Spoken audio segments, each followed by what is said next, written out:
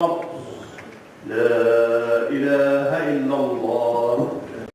the evil within our actions. مَنْ يَهْدِهِ اللَّهُ فَلَا مُضِلَّ لَهُ. Whoever Allah chooses to guide, none can misguide this individual. وَمَنْ يُضْلِلْ فَلَا هَادِيَ لَهُ. And whoever Allah leaves to be misguided, none can guide this individual. وَأَشْهَدُ أَنْ لَا إِلَهَ إِلَّا اللَّهُ وَحْدَهُ لَا شَرِيكَ لَهُ. And I bear witness that there is nothing worthy of worship except Allah, free from any partners. وَأَشْهَدُ أَنَّ مُحَمَّدًا عَبْدُهُ وَرَسُولُهُ. And I bear witness that Muhammad sallallahu alayhi wa sallam is his final messenger. يَا أَيُّهَا الَّذِينَ آمَنُوا. O those of you who believe, اتَّقُوا اللَّهَ حَقَّ تُقَاتِهِ. Have taqwa of Allah, fear Allah, be mindful of Allah as He deserves. وَلَا تَمُوتُنَّ.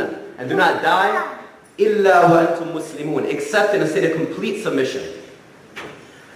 يقول الله سبحانه وتعالى في كتابه الكريم بعد أن أعوذ بالله من الشيطان الرجيم يريد الله ليبين لكم ويهديكم سنن الذين من قبلكم ويتوب عليكم والله عليم حكيم. والله يريد أن يتوب عليكم ويريد الذين يتبعون الشهوات أن تميلوا ميلا عظيما. يريد الله أن يخفف عنكم وخلق الإنسان ضعيفا. These ayat that I've just shared with you, brothers and sisters, they address a very important question that many people ask. This question is not just exclusive to Muslims, but even non-Muslims may think about this question, which is, what does Allah want from me? And addressing this question is fundamental to our understanding of Allah, who He is, as well as our outlook on this faith that we follow. I bring this up because there is a misconception that certain people have when it comes to Allah's expectations from us. Certain people think that the duties and the responsibilities associated with our deen make it too difficult to follow. And certain people might think that it's unfair that Allah commands us to withhold ourselves and restrain ourselves from impulsively following our desires and temptations. Many of us might think, for instance, that certain obligations like salah is too much of a burden. Waking up every single day before sunrise. Finding a place to pray at work exactly on time, right? Praying all the 5 salawats and praying in the correct time zone. These might begin to feel too overwhelming for certain individuals. And there's also another common misunderstanding that people might have about the attributes of Allah. Certain people might have the notion that Allah wants to punish them. That Allah wants to torture them, and this leads to a very, very, disturbing, paralyzing fear within the human being, where he or she doesn't feel motivated now to worship Allah. And so many people, as a result of this false mindset, might build resentment against the duties of our deen. Thinking that, I have to pray or else Allah's going to torture me, I'm going to burn in the hellfire. And, of course, we need to remind ourselves of Jahannam and the hellfire. This is something that we must acknowledge to keep ourselves accountable and to never feel comfortable and content with where we are in our level of iman. And we are unique in this because, of course, many other faith groups have removed this from their discourse. But we don't shy away from talking about the hellfire. May Allah protect us from it. But my question is, should this be our first impression of Allah? That He is someone that wants to torture us, that someone wants to punish us. What does He subhanahu wa ta'ala tell us? يُرِيدُ اللَّهُ لِيُبَيِّنَ لَكُمْ. Allah wants to make things clear to you. وَيَهْدِيَكُمْ سُنَنَ الَّذِينَ مِنْ قَبْلِكُمْ. And He wants to guide the ways of those who came before you. مثلا, the Salaf and the Sahaba and the Anbiya, all the prophets and the Sahaba and all the righteous people who came before us. He wants to show us how they lived a morally upright life, so that we can emulate them, we can imitate them. وَيَتُوبَ عَلَيْكُمْ. He wants to turn to you. He wants to turn to you and accept your tawbah. He wants to turn to you in His mercy and show you His grace. وَاللَّهُ عَلِيمٌ حَكِيمٌ. And Allah is all-knowing. He's all-wise. وَاللَّهُ يُرِيدُ أَنْ يَتُوبَ عَلَيْكُمْ. He repeats it once again in the next ayah. He says, and Allah wants to turn to you in grace. He wants to show you His mercy. وَيُرِيدُ الَّذِينَ يَتَّبِعُونَ الشَّهَوَاتِ أَنْ تَمِيلُوا مَيْلًا عَظِيمًا. But those who follow their desires, they're just their empty whims and temptations. They don't want anything except to see you completely thrown off this path, completely abandon your morals, your principles. يُرِيدُ اللَّهُ أَنْ يُخَفِّفَ عَنْكُمْ. Allah wants to make your difficulties in life, your challenges light. He wants to make them, He wants to alleviate them for you. وَخُلِقَ الْإِنسَانُ ضَعِيفًا. And human beings, a man was created weak. So just look how Allah acknowledges the nature of the human being.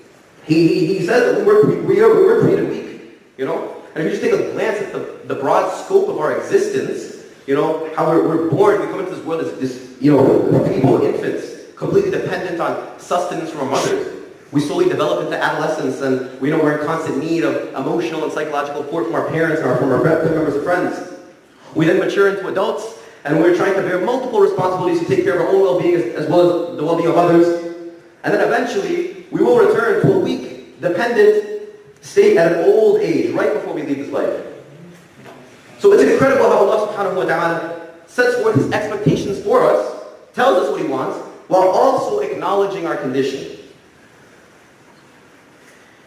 There's a story I'd like to share with you. Alhamdulillah, this past week, one of my brother's friends from the Chicago area, he accepted Islam, alhamdulillah. He reverted to Islam this week, and I was having a conversation with him before he took his Shahada, and just asking, you know, a few questions, you know, like, why was he interested in Islam, and, you know, like, what was he doing to explore it and whatnot. And he basically told me, you know, alhamdulillah, he was, you know, he had gone to the Masjid Allah, my brother, alhamdulillah, had taken him to Salat al-Jum'ah, and he had been in, you know, engaged with a lot of activities that were going on at the Masjid back in the Chicagoland area. And at the same time, he also told me that he had shared some pictures of himself on social media, you know, of himself at the masjid, you know, like with my brother, you know, attending Salat al-Jum'ah and whatnot. And what he told me as well was that after seeing this, a Muslim sister who had followed him on his social media page, you know, messaged him privately. And you know what she told me, Jama'ah? She said, don't revert. She said, don't become Muslim. This is a Muslim sister telling me this. Now, of course, it's a very, very shocking statement, you know, especially for a Muslim, you know, however, you know, I came to understand some more information that apparently this sister had a tough experience, you know, following the faith based on the way she was raised. And Allah knows best the full details of the situation, of her situation. But one key factor that may have led to this message being sent is not having the right understanding of Allah, you know, not understanding who Allah is. Because if you know who Allah is, if you recognize what Allah subhanahu wa ta'ala has done for you, why would you ever tell someone not to submit to Him? أقول قولي هذا وأستغفر الله لي ولكم ولسائر المسلمين فاستغفروه إنه هو الغفور الرحيم.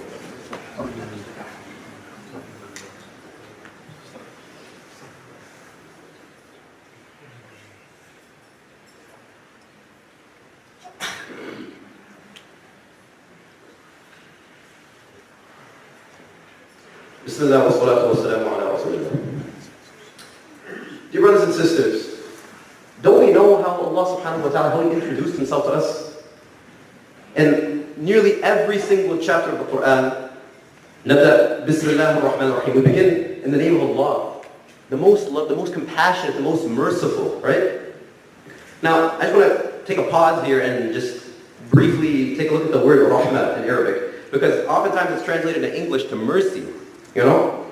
And this translation is not entirely fair to the meaning, because mercy in English implies that there is some sort of initial threat that then ceases to harm you. So, like, is this correct, right?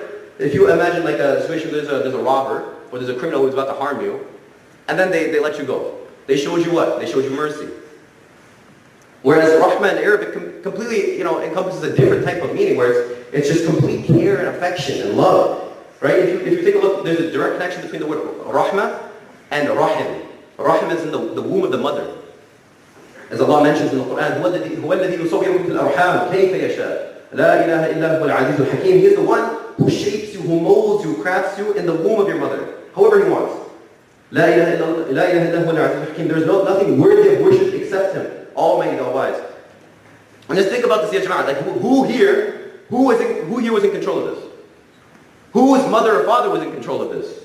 The positioning of your eyes, your nose, your ear, the symmetry of your face, the uniqueness of your fingerprints, the complexity of your genetic code.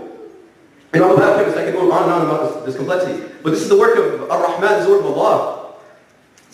And we should also consider how in the Quran Allah subhanahu wa ta'ala, how He mentions to us His mercy in comparison to His punishment. Where He says, إِعْلَمُوا, He says, no. Talking to all of us, He says, no. أَنَّ اللَّهَ شَدِيدُ الْعِقَابِ.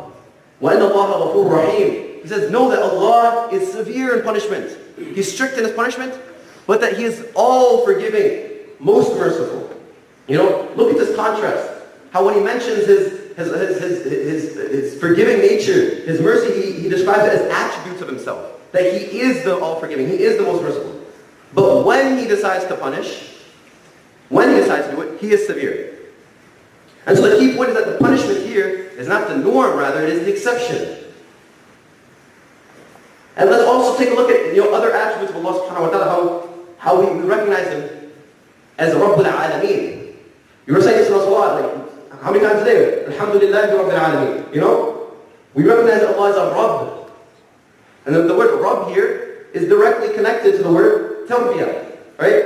In Arabic, which is from the verb Rabba Rabbi, right? So to raise, to nurture. And Tarbiyah in many cases is translated as education, because what? Part of education is nurturing, raising a child. So we recognize that as Allah being our Rabb, He does not just put us through difficulty in life so that we just ultimately suffer. But there's no deeper meaning behind it.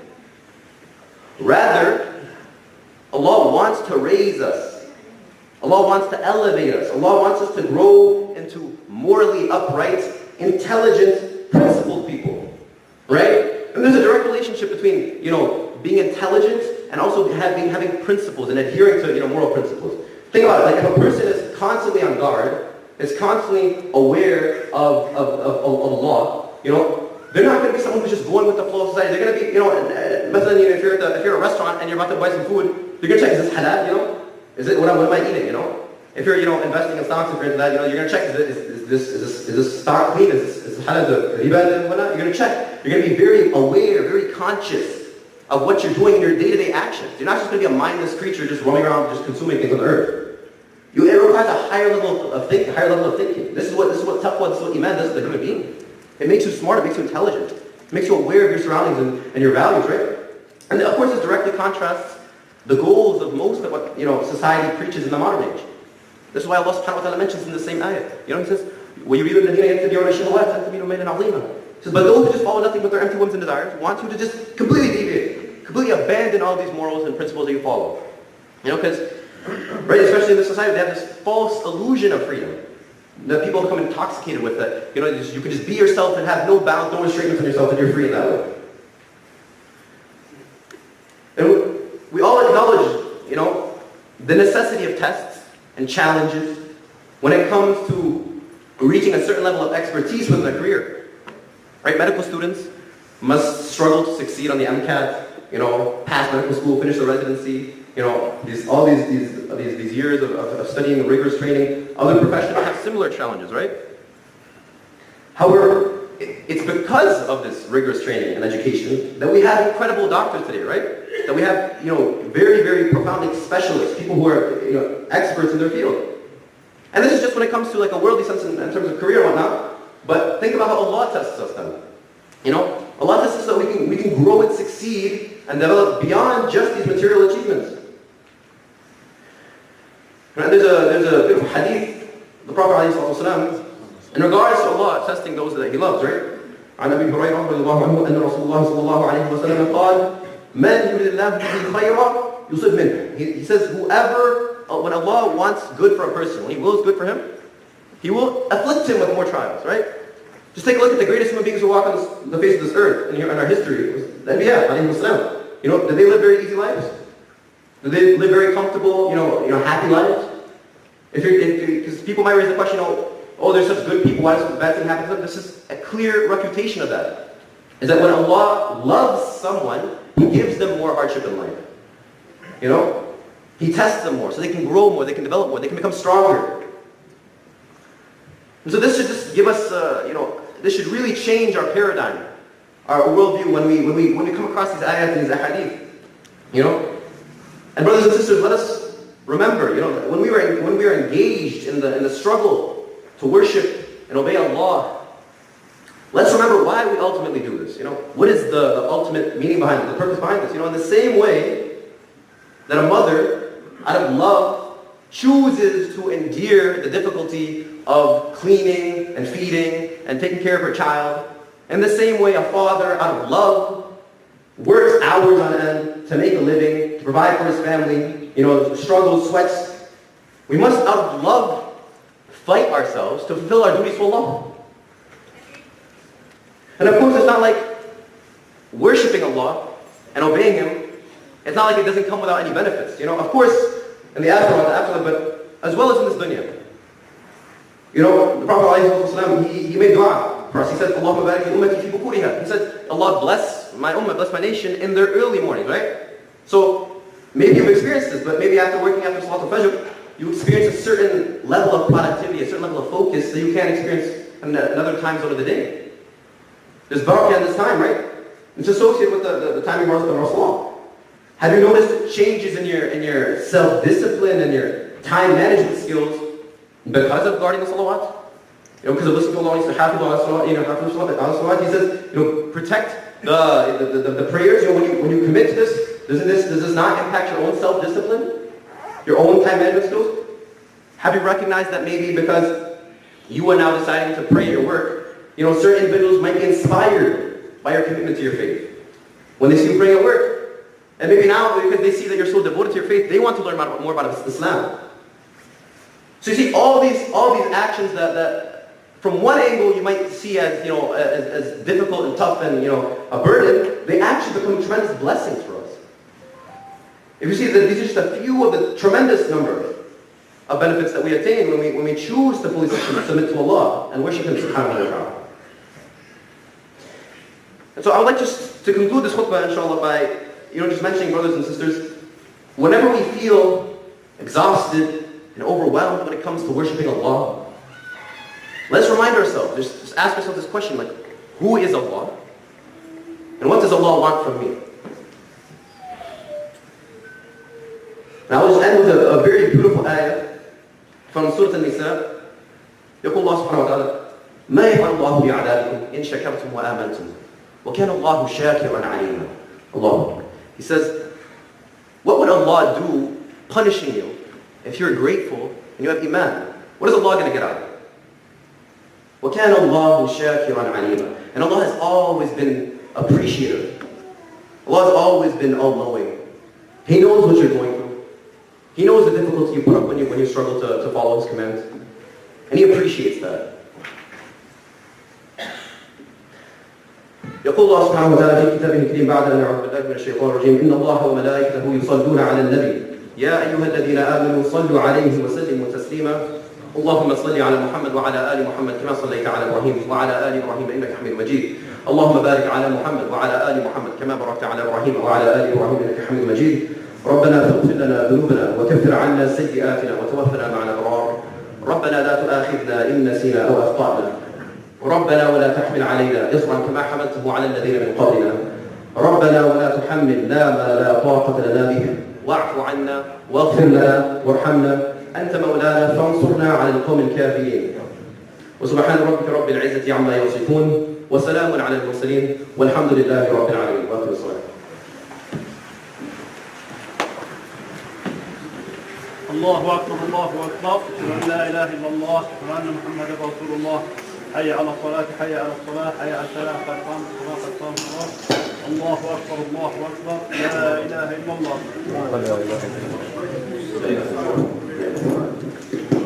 لا إله إلا الله استووا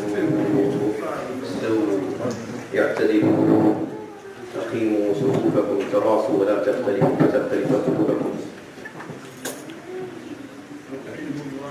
Please stand shoulder to shoulder, fill any gaps. صلوا صلاة المودع. Praise it is your last prayer. الله أكبر.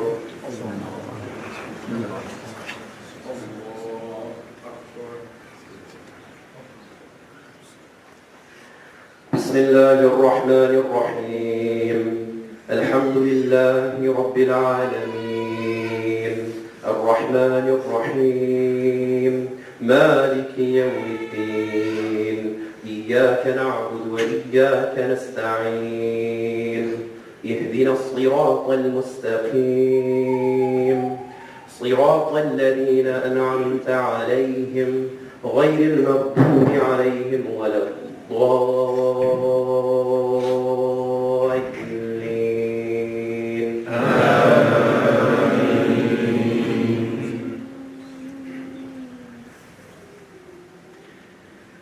يريد الله ليبين لكم ويهديكم سنن الذين من قبلكم ويتوب عليكم والله عليم حكيم والله يريد أن يتوب عليكم ويريد الذين يتبعون الشهوات أن تميلوا ميلا عظيما يريد الله أن يخفف عنكم وخلق الإنسان ضعيفا الله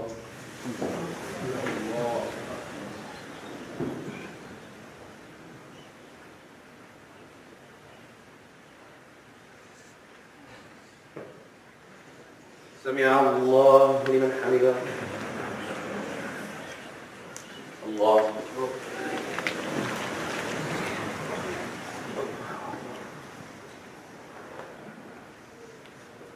الله أكبر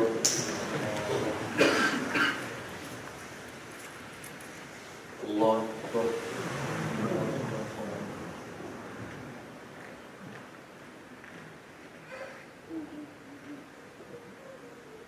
الله أكبر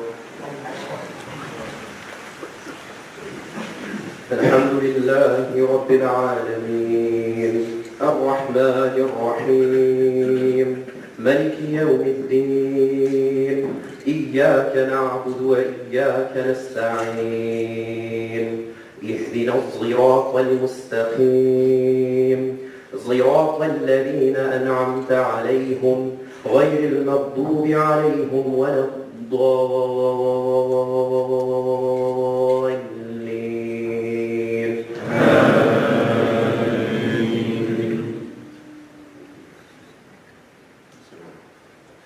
سبح اسم ربك الأعلى الذي خلق فسوى والذي قدر فهدى والذي أخرج المرعى فجعله غثاء أحوى سنقرئك فلا تنسى إلا ما شاء الله إنه يعلم الجهر وما يخفي ونيسرك لليسر فذكر إن نفعت الذكر سيذكر من يخشى ويتجنبها الأشقى الذي يصلى النار الكبرى ثم لا يموت فيها ولا يحيى قد أفلح من تزكى وذكر اسم ربه فصلى بل تؤثرون الحياة الدنيا والآخرة خير وأبقى إن هذا لفي الصحف الأولى صحف إبراهيم وموسى الله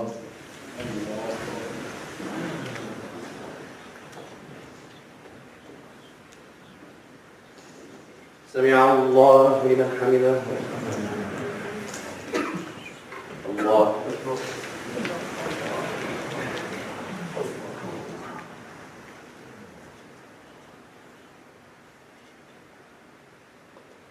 الله أكبر الله أكبر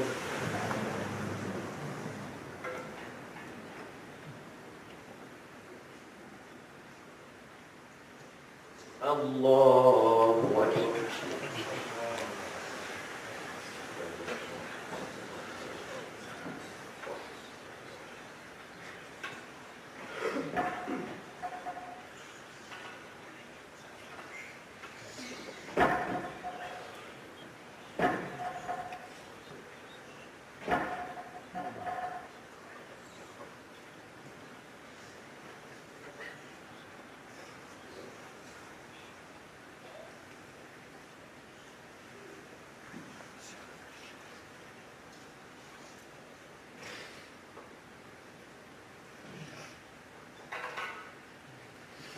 السلام عليكم ورحمة الله.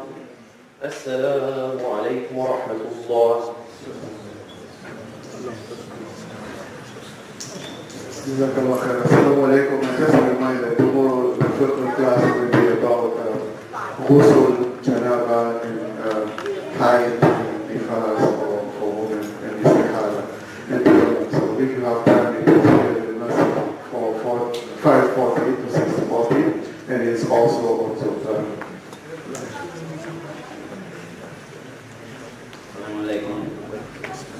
announcements. Our speaker today was Brother Zain.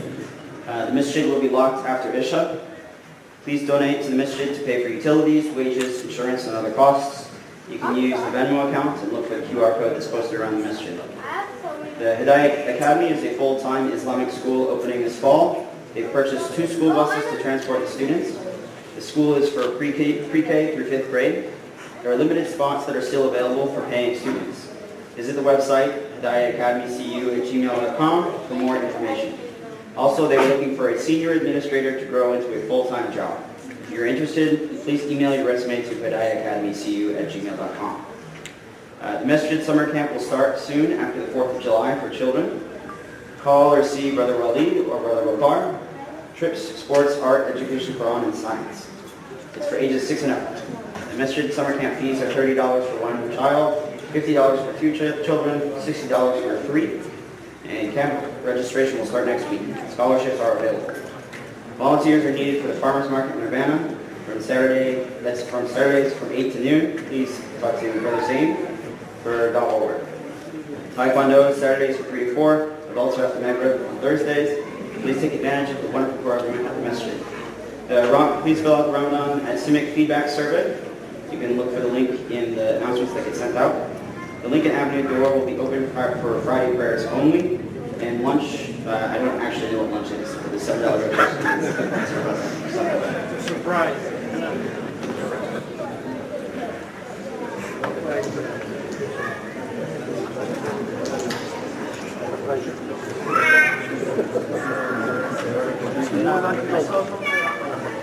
No lunch is also.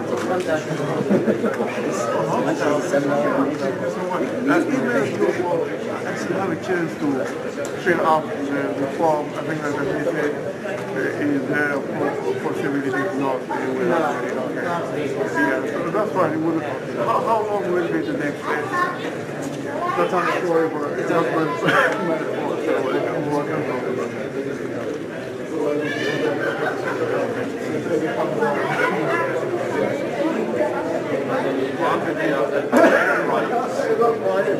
Your teacher gave it to you, you want to share with you. He said No, and I cannot.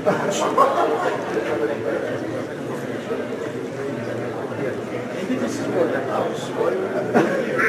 It's for the government.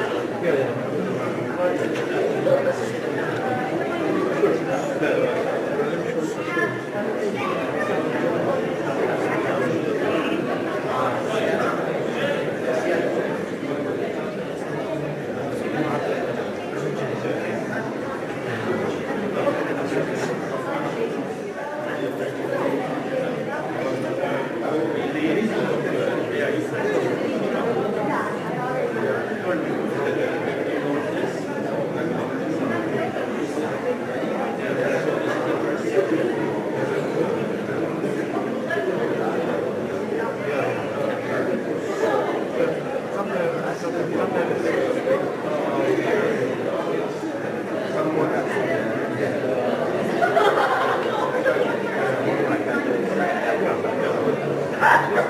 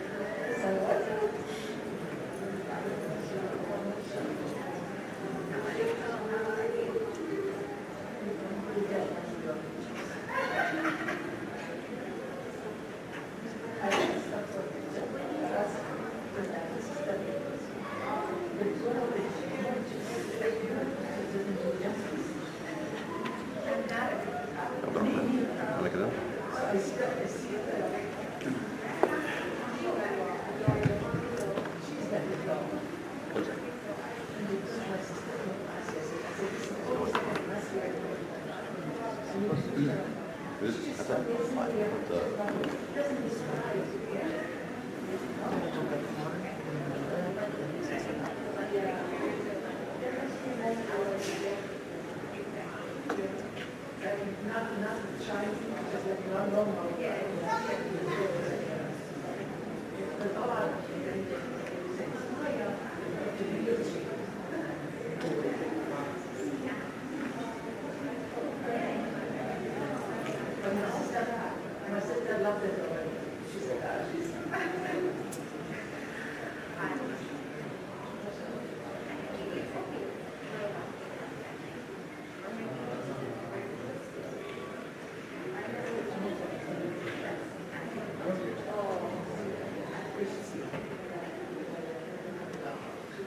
For another minute.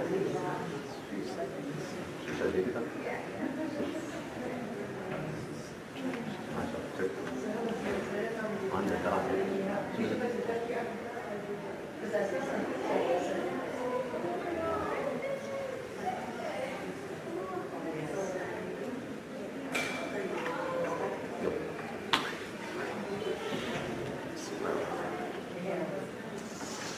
السلام عليكم ورحمة الله وبركاته. الله أكبر الله أكبر الله أكبر الله أكبر أشهد أن لا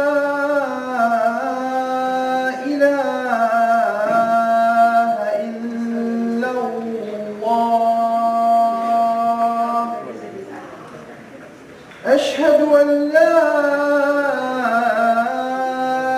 إله إلا الله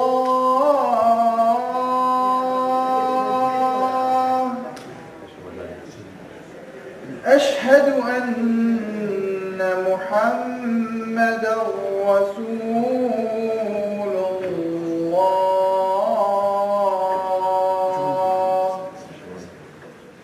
أشهد أن محمدا رسول الله حي على الصلاة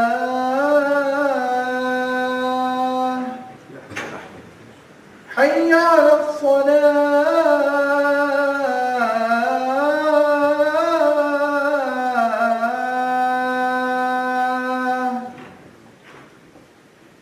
حي على الفلاح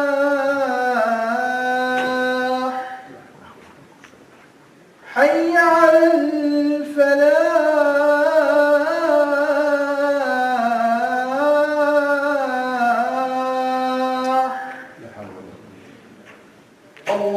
الله أكبر الله أكبر لا إله إلا الله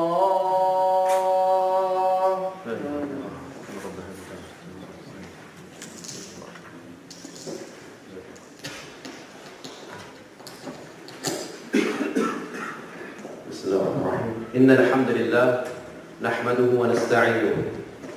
Certainly, all praise belongs to Allah. We praise Him, we seek His assistance, ونستغفره, we seek His forgiveness, ونعوذ بالله من شرور أنفسنا ومن سيئات أعمالنا.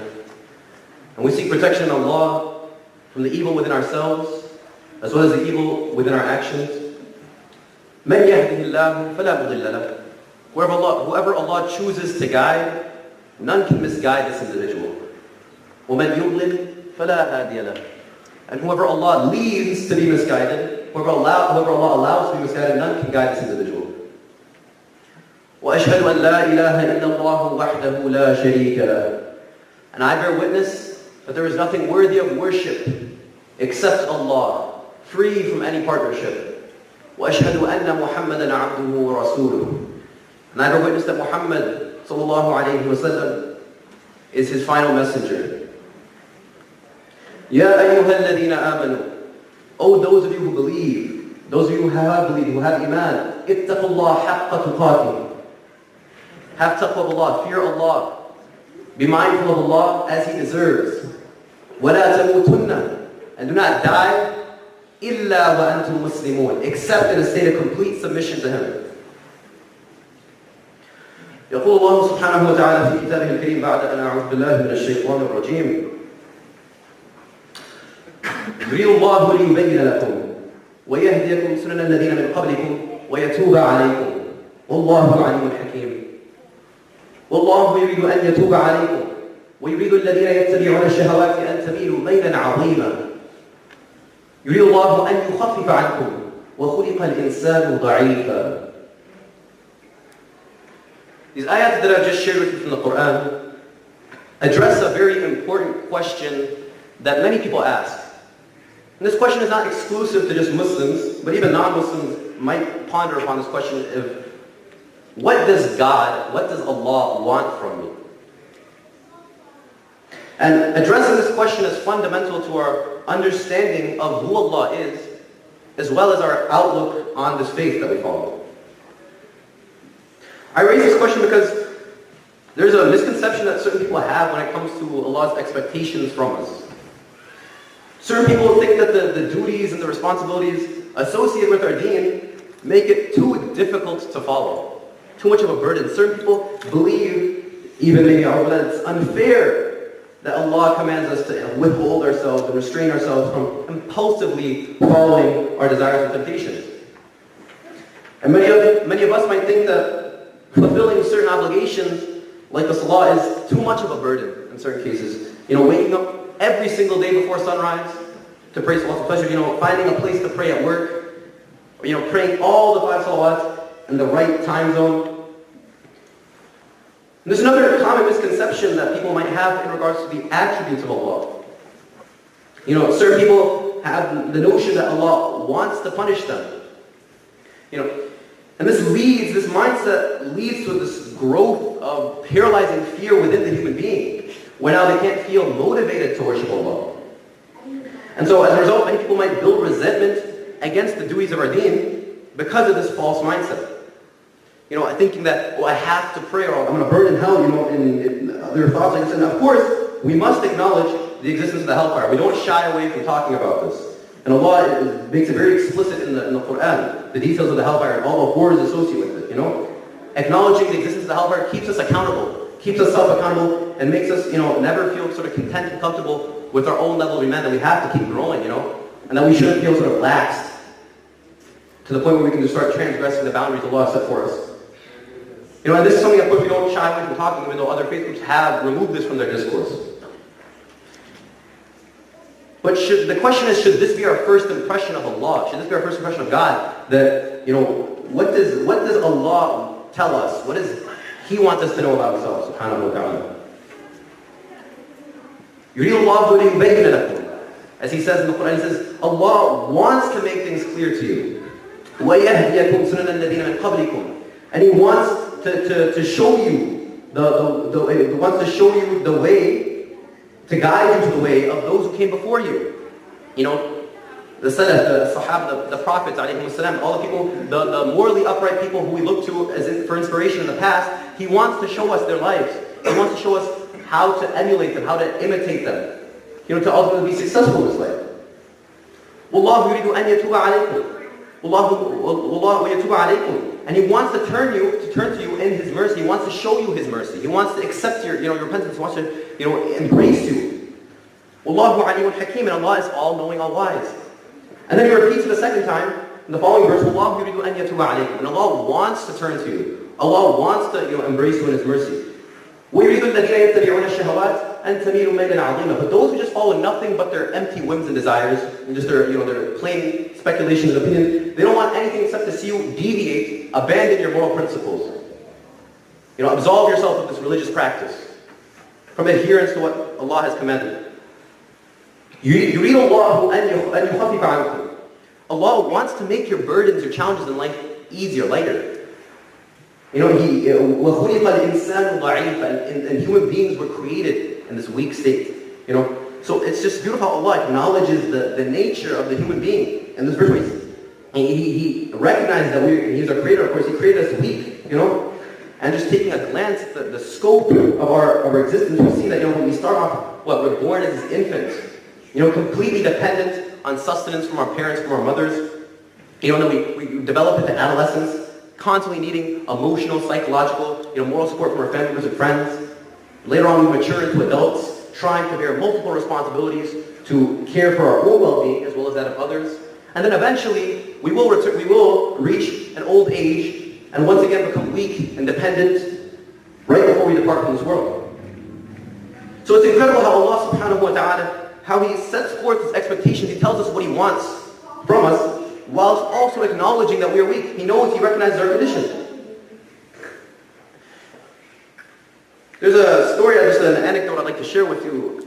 Basically, alhamdulillah, this past week, a friend of my brother, he accepted Islam, alhamdulillah.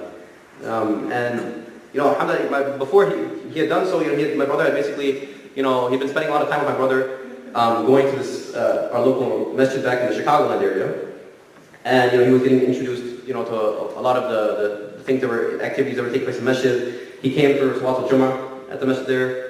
And I had spoken to him briefly, this man, before he accepted Islam. And basically he had told me that, he was, before taking his shahada, before accepting and becoming Muslim, he had told me that he was sharing a lot of this material on his social media page, sharing, pictures of himself, going to the masjid and dressed in certain attire and whatnot. And what he told me was that after seeing this, a Muslim sister messaged him privately. And you know what she said, She said, don't revert. She said, don't become a Muslim, A Muslim sister telling him this. And of course, this is a very, very shocking statement for us to hear, right? Especially from a Muslimah. However, I came to understand that this sister had a tough experience, following the faith based on the way she was raised. And Allah knows best, God knows best, the full details of her situation.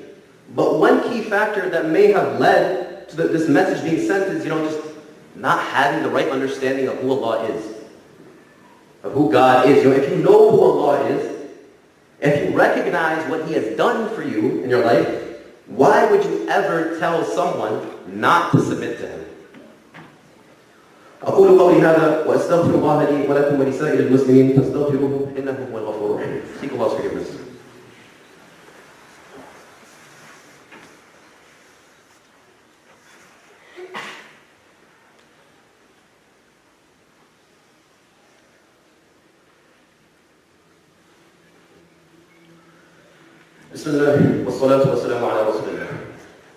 Dear brothers and sisters, don't we know how Allah subhanahu wa ta'ala, how He introduced Himself to us in the Quran? In nearly every single chapter that we read, we begin with the name of Allah. In the name of Allah, the most compassionate, the most merciful. This is how He wants us to recognize Him. And there's a problem with translating the word Rahmah in Arabic, directly to mercy in English. Because in English, mercy, generally implies that there is an initial threat that then ceases to exist, that ceases to harm you, right? If you see for instance, there's a robber who is about to harm you, or a criminal, for instance, right? And at the last minute, they let you go. They spared you. What did they do? They showed you mercy. So, right? This is mercy. But the thing about the word Rahmah in Arabic is it completely encompasses, just complete care and affection and love. Right? And there's a direct connection between the word Rahmah in Arabic as well as the word Rahim, which means womb. Right? And as well as basically how Allah subhanahu wa ta'ala says in the Quran, He says, هُوَ الَّذِي يُصَوِّرُكُمْ فِي الْأَرْحَامِ كَيْفَ يَشَاءُ لَا إِلَهَ إِلَّا هُوَ الْعَزِيزُ الْحَكِيمُ. He is the one who shapes you, who fashions you, who molds you in the womb of the mother, however He wants. There's no God worthy of worship except Him, the Almighty, the All-Wise. And so just stop here for a moment and ponder upon this. Was anyone here in control of this? Was anyone here in control, or was anyone's mother or father in control of this? The positioning of your eyes, your ears, your nose, the symmetry of your face, the uniqueness of your fingerprints, the complexity of your genetic code. I'm a biochemist, I could go on and on about the complexity of your body. But this is the work of Ar-Rahman, this is the work of Allah. And we should also look at how Allah subhanahu wa ta'ala, how He describes His mercy and His punishment to us in the Quran. Where He says in Surah Al-Ma'idah, He says, "I'lamu." He says, "Know," telling us all to recognize, أَنَّ اللَّهَ شَدِيدُ الْعِقَابِ وَأَنَّ اللَّهَ غَفُورٌ رَحِيمٌ. Know that Allah is severe in punishment. But also know that Allah is all forgiving, most merciful. Just look how beautiful this is. He says that basically being all forgiving and most merciful are attributes of Allah subhanahu wa ta'ala. This is part of His nature. This is who He is. But when He decides to punish, when He does so out of His justice, He is severe in that case. But the key point is that the punishment here is not the norm, it is the exception. And just let's glance at another attribute of Allah. In our salawat we recite, Alhamdulillahi Rabbil Alameen. Allah is Rabbul Alamin. He is the Lord of all worlds, right? Let's take a look at this word, Rabb. It's directly connected to the word in Arabic, tarbiyah, right? Which is oftentimes translated as education. But, it comes from the verb, Rabba Rabbi means to raise, to nurture, right? Because part of education actually is what? Nurturing, developing, raising a child. Developing their mindset, teaching them. And so Allah does not put us through difficulty in life so that we just ultimately suffer without no greater purpose. Without any greater purpose. He wants to raise us. He wants to elevate us. He wants us to grow into morally upright, intelligent, principled people. Right? And there's a direct correlation or connection between being intelligent and also adhering to your moral values, to being principled, right?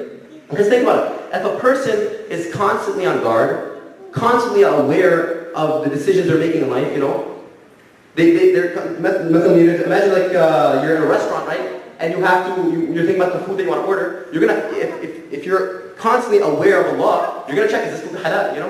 Let's say you're investing in stocks, is this stock pure? Is the riba associated with it? You're constantly focused on your decision that you're making in life. This requires a higher level of thinking, right? You're not just going with the flow of society. You're not just doing whatever everyone else is doing. You're actively, utilizing your intellect to make right decisions according to the principles that you follow. And this directly contrasts the goals of, the direction in which most of society headed in the modern age, right? Which is why Allah subhanahu wa ta'ala mentions in the same ayah. He says that, he says that, but those who just follow their empty whims, their speculations, their desires, they don't want anything except to see you just completely deviate from Allah's way, from your morals, from your principles, from your values. And we acknowledge, the necessity of tests and challenges when it comes to reaching a certain level of expertise within a career in this life. So, right, if medical students want to, reach a high level of profession, they have to go through a lot, right? Medical students must succeed on their MCAT. They must complete 4 years medical school after they finish their residency. Other professions have similar challenges associated with them. But we all recognize that it's because of this, rigorous education and training that we have incredible, specialists, incredible doctors in the modern age, right? There's all this rigor associated with it. And so if that's the case for sort of worldly success in careers and whatnot, imagine, how Allah tests us. Let's take a look at how He tests us. He tests us so that we can grow, we can succeed, we can develop beyond just, material achievements. And there's a beautiful hadith, beautiful narration of the Prophet Muhammad sallallahu alayhi wa sallam. عن أبي هريرة رضي الله عنه قال أن رسول الله صلى الله عليه وسلم قال من يرد الله به خيرا يصب منه. Where the Prophet Muhammad sallallahu alayhi wa sallam said, if Allah wills good for someone, if He wants good for someone, He will afflict him. He will test him harder. He will give him more, more difficulties in life. And if you just take a look at the greatest people in our human history, the most morally upright, people for us to look for as inspirations in our life, the prophets, they were not living comfortable lives.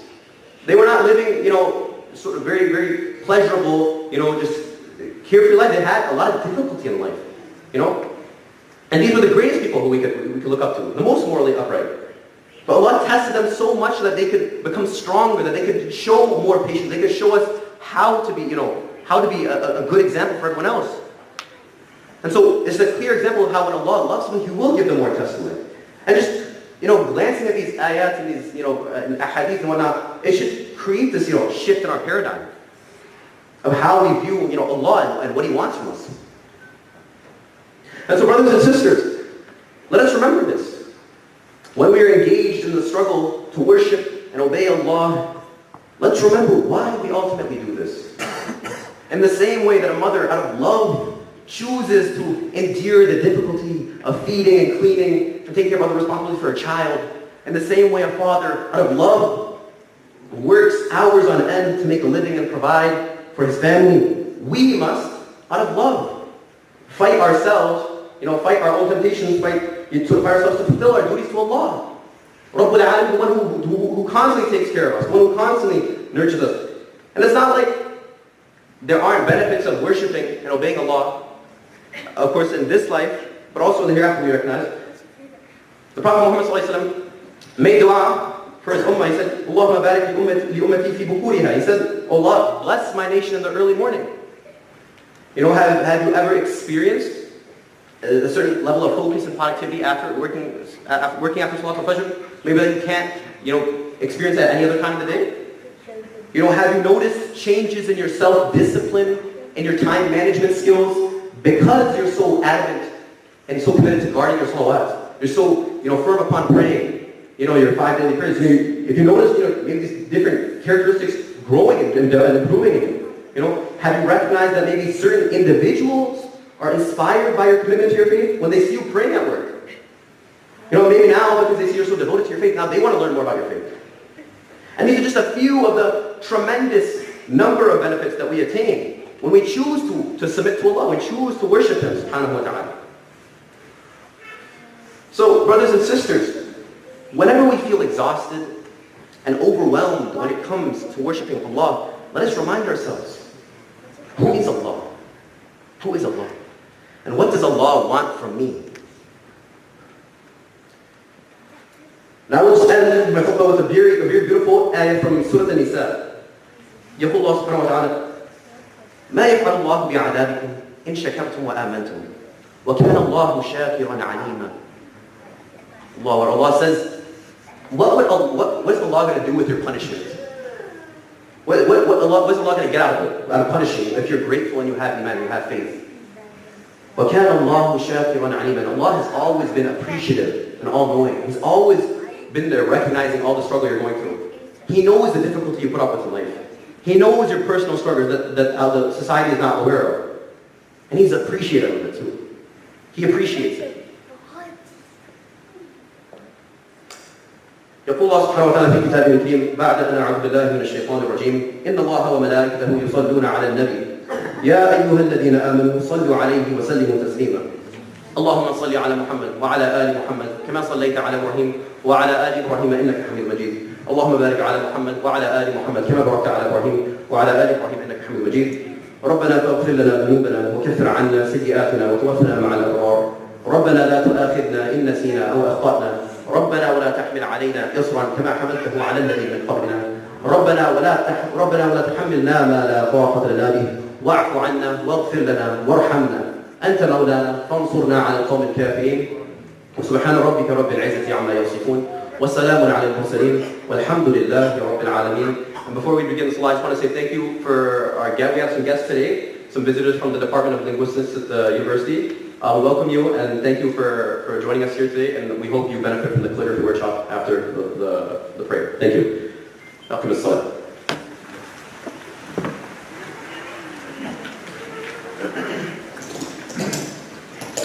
الله أكبر الله أكبر أشهد أن لا إله إلا الله أشهد أن محمدا رسول الله حي على الصلاة حي على الفلاح قد قامت الصلاة قد قامت الصلاة الله أكبر لا إله إلا الله.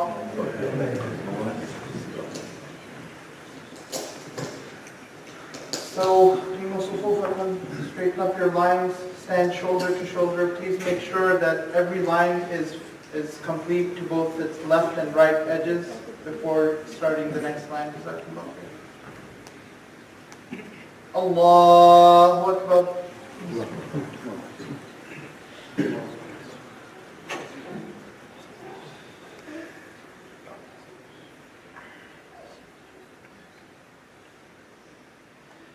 الحمد لله رب العالمين الرحمن الرحيم مالك يوم الدين إياك نعبد وإياك نستعين اهدنا الصراط المستقيم صراط الذين أنعمت عليهم غير المغضوب عليهم ولا الضالين.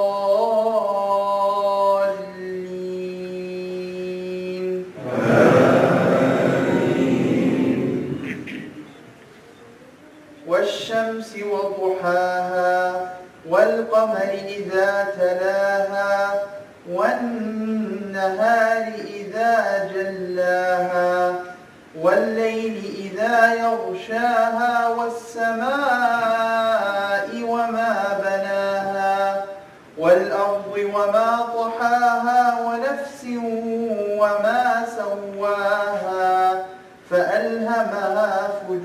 طهاها وتقواها قد أفلح من زكاها وقد خاب من دساها الله أكبر.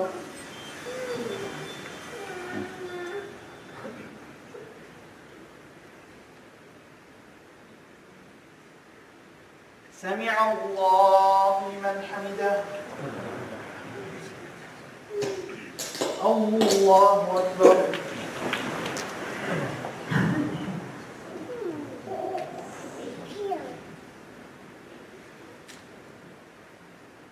الله أكبر.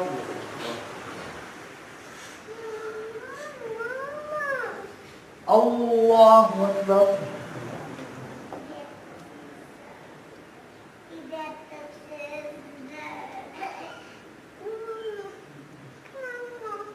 الله أكبر. الحمد لله رب العالمين الرحمن الرحيم مالك يوم الدين إياك نعبد وإياك نستعين اهدنا الصراط المستقيم صراط الذين أنعمت عليهم غير المغضوب عليهم ولا الضالين.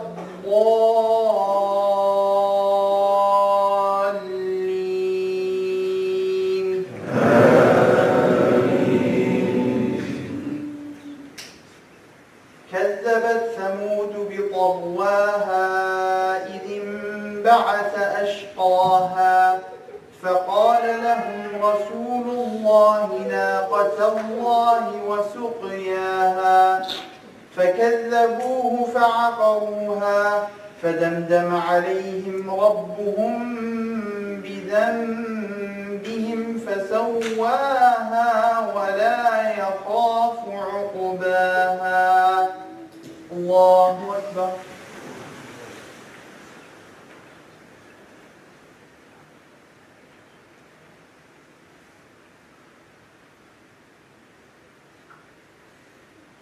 سمع الله لمن حمده.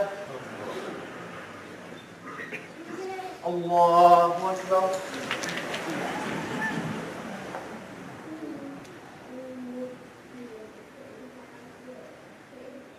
الله أكبر.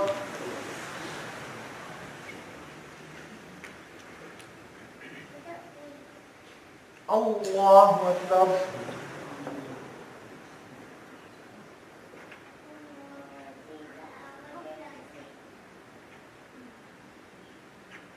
الله أكبر.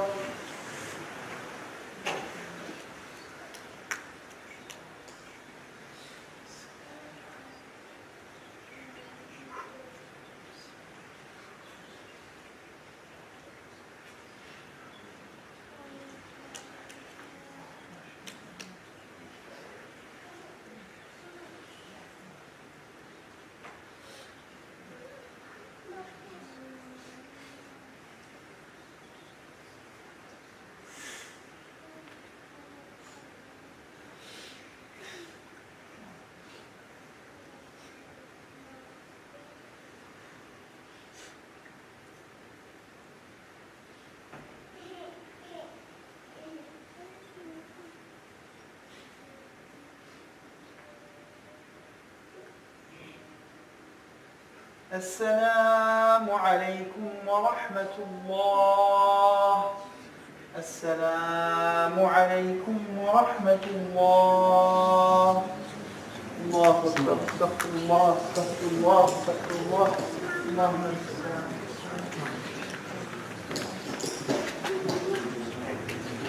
Assalamu alaikum. I have a few announcements, so please kind of stick around. Please do so. The completed Brother Zain, please make dua for him. Thank you so much for the khutbah. Masjid will be locked after Isha, so if you have any activities before Isha, do it, but after Isha will be locked. Please donate to the masjid to pay for utilities. No one is in charge of them. furnaces here, and I can tell you it's a lot. We have 13 furnaces that are running the masjid, and they do use a lot of electricity. I pay $200 for my house. I have one, so it multiplied that. Hidayah Academy is a full-time, have a Islamic school opening this fall. They purchased 2 school buses to transport students. So this school is from pre-kindergarten to 5th grade. Limited spots are still available for paying students. The website is hidayahacademy@gmail.com for more information. They're also looking for senior administrators to grow into a full-time job. If interested, email your resume to their website, hidayahacademy@gmail. Masjid Summer Camp will start soon, the 4th of July, for children and youth. Call or see Brother Waleed or the Masjid Manager, Brother Waqar. Masjid Summer Camp fee is $30 for one child, $50 for 2, and $60 for 3. I don't know, 4 years old. Camp registration will start next week. Scholarships are available for those who can't afford it. Volunteers are needed for the farmers market in Urbana. It's a very great thing to do if you have time. It's on Saturday at 8 a.m. to noon. Contact Brother Zain. Taekwondo, Saturday from 3 to 4. Adults after Maghrib. Thursday at 5:15 to 6:15 p.m. Please take advantage of this wonderful program to get in help.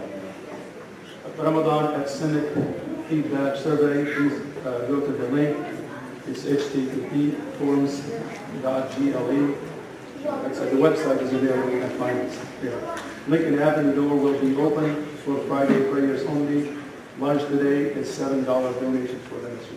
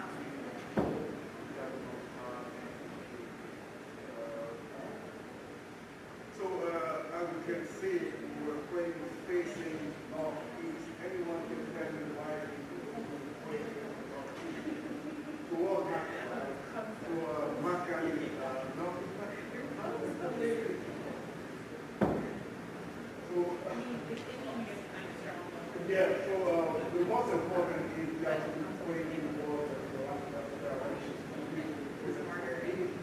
Most people do that.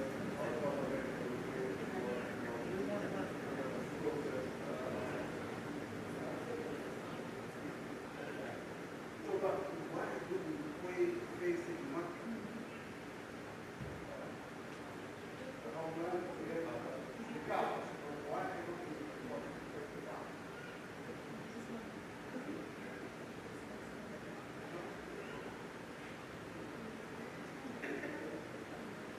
The house of the Prophet. Okay, that's an answer. So, we believe that the Kaaba in Mecca is the first place of worship and the building for worshiping Allah. We believe that this place was in Adam, first human being, first prophet for us, Adam the prophet, when we were sent down or given out of the heaven, paradise, and it was put on earth, dedicated this place to worship God. That place is Makkah, in that sense, is the mother of all laws. That's what it means, Makkah. During the time of Prophet Muhammad, Makkah, Kaaba was not, had some idols. To be believe that Adam built the Kaaba. And then with time, people have lost the connection with God and lost connection with that house. And God sent Abraham to build the foundation of this laws that was lost. For those of you Christians, we have a similar history, a story of Hagar and Abraham. Abraham took part of his family, his wife Hagar and her son Ishmael, who went to the place because they were protected from Sarah. So that's where the Bible stops. But for us, the Quran picks up from there and explains what happened when Abraham took Hagar and Ishmael. They went to the children of Makkah and established. And the reason for God to send Abraham there is that he could lay the foundation of how that was lost, how that was built. So Abraham laid the foundation of the Kaaba, which is Makkah, and then people started to worship God in that place. And again, Makkah, with time passing, the people of Makkah lost connection with the only God that was supposed to worship. They started to enter into a new way of worshiping God, with one idols from different parts of Arabia and the Christian God. So by the time of Prophet Muhammad, peace be upon him, the Kaaba had 360 idols. And as you know, for us Muslims, we don't worship idols, and we are monotheists, worship only one God. So during the time of the Prophet, it was difficult for the Prophet to face a house that had 360 idols. So they were facing, at one point, they were facing Jerusalem, the mosque in Jerusalem, which we call the Aqsa, the sacred mosque of Jerusalem. Some traditions call it Temple Mount. So the idea is that the mosque in Jerusalem was the second place to begin the worship of God. In our tradition,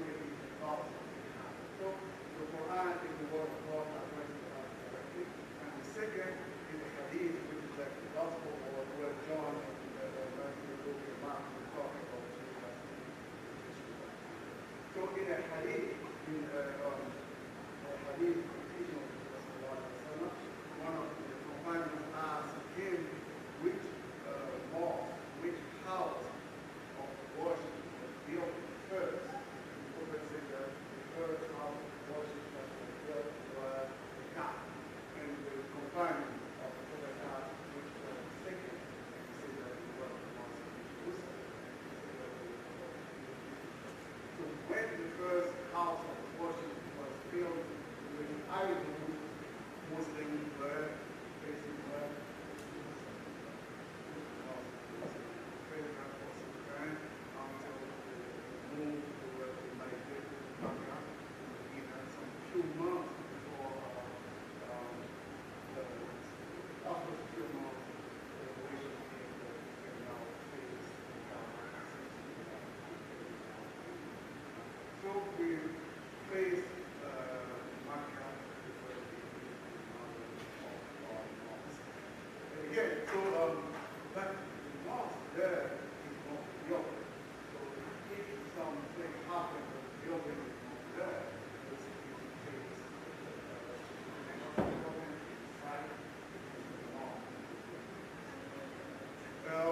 There are some debates you may be aware of that some people say can we go into Mecca for most scholars and for some scholars it is okay to Mecca. So this is a political issue.